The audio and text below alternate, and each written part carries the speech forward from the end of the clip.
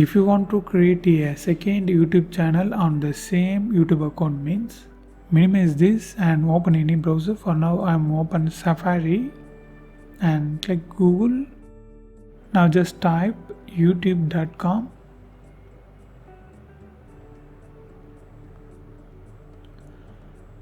Now click search. Now long press over here and click open in new window. Now click these three dots, full screen. Now click here and sign into the same Gmail account. For now it's already signed in. I just click this and click switch account. Now click view all channels. Now click create a channel. That's it. Here you can create the channel. Now just type like that. Anything.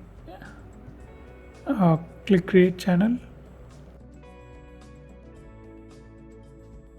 Here you can see it's created now. Switch account.